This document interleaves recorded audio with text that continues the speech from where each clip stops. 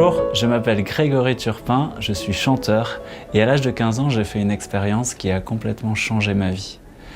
Lorsque j'étais adolescent, je me trouvais plutôt nul, j'étais en échec scolaire et j'arrivais à rien. Je ne suis pas né dans une famille chrétienne pratiquante et pourtant, grâce à la rencontre avec un prêtre qui m'a simplement invité à jouer de la musique, je me suis senti interpellé par Dieu.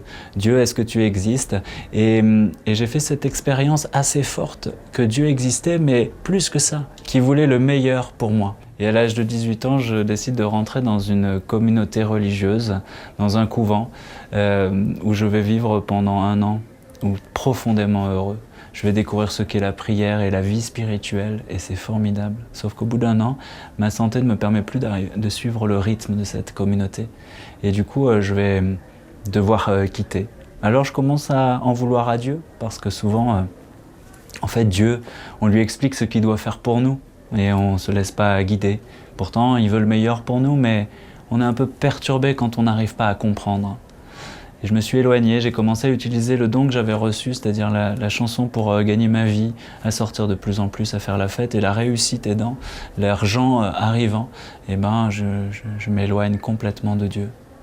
Et en fait, petit à petit, je vais dire oui à certaines propositions, je vais commencer à me droguer, et puis à tomber petit à petit dans une dépression profonde. De me dire, mais en fait, ma vie, finalement, est-ce qu'elle mérite d'être vécue? Les échecs nous font petit à petit penser qu'on ne mérite plus de vivre. Et de penser ça comme un échec, c'était là mon erreur, en fait. En fait, quelques mois plus tard, on me propose de prendre une drogue plus dure que celle que j'avais l'habitude de prendre, quelqu'un qui veut me faire un cadeau.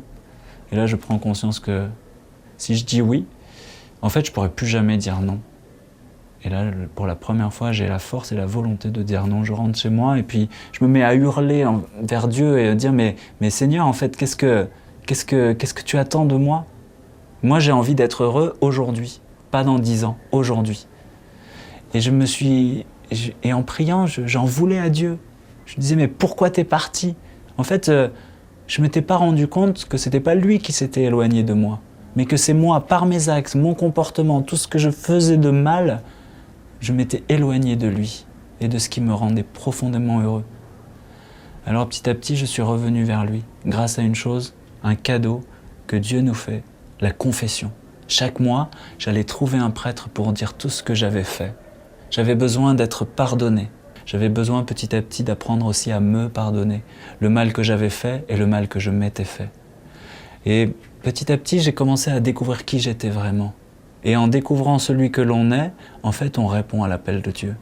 Parce que Dieu, il ne va pas nous demander quelque chose qui est impensable, insurmontable.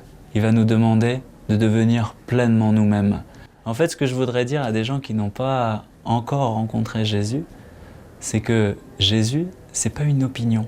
Jésus, il a réellement existé. Peut-être que certains pensent qu'il n'est pas Dieu. Mais s'il est vivant et s'il est Dieu, comme beaucoup le croient et le pensent, eh bien à ce moment-là, c'est une rencontre que l'on doit faire personnelle.